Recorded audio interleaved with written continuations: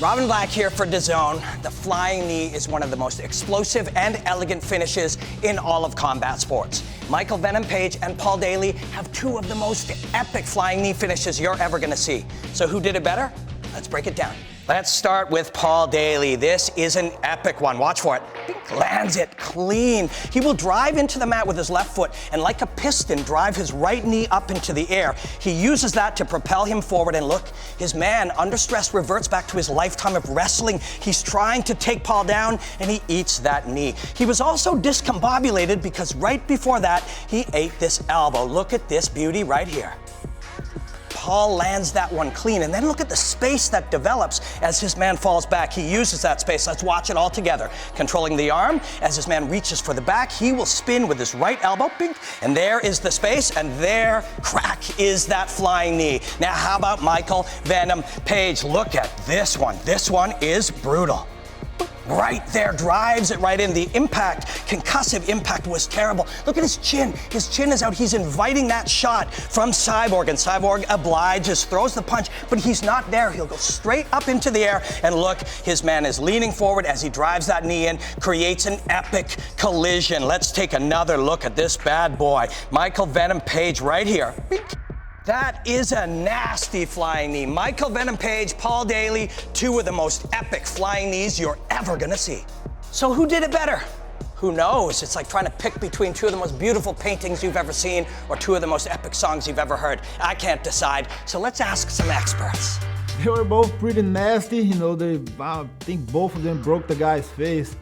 But I think MVP's, because man, he made a hole in the guy's skull. It can come back. Cyborg runs into the jump knee and it's over. Yeah, that was a little more nastier, but they both at the top for sure. Man, MVP was pretty hard to take that away from him, you know, considering the fact of what that knee actually did, and you saw the pictures, you know, Cyborg and his skull afterwards. It was pretty gruesome, and it was timed. It was timed perfectly. That was kind of the best part. He was coming in, MVP threw that knee, timed it perfectly, caught him right in the forehead, and put a dent. Man, you got to give MVP because of the amount of damage it did. I think there was some surgery and some reconstruction going on, and anytime you got to put bones back together, it's pretty bad. They're both pretty impressive. I kind of like Paul's though, just because he also did that spinning elbow before. He turned around and used the momentum right into it. I thought it was a good chain of attack. Oh! Spinning elbow cut. Oh! Mary Brennan Ward! A spectacular finish! Oh man, that's a good question.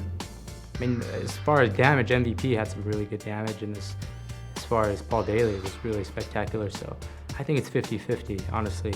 Well, you know, who had the better opponent? I think I had Brendan Ward, who was a young gun, won the middleweight tournament, and he had a 46-year-old veteran, barely could walk into the cage. Let's factor in all those things. I'll have to say that my knee was far superior to his, especially coming off a spinning back fist. No, it was a spinning back elbow into flying knee. So whose knee was better? Paul Daley's knee was better. No, his knee was a very good flying knee. It was a very good flying knee. Didn't crush anybody's head though. Just saying. Not bragging. Just saying. So I'll take that one as well. MVP versus Paul Daley. Believe the hype. Saturday night exclusively on Dazn. Enjoy the hostilities, my friends.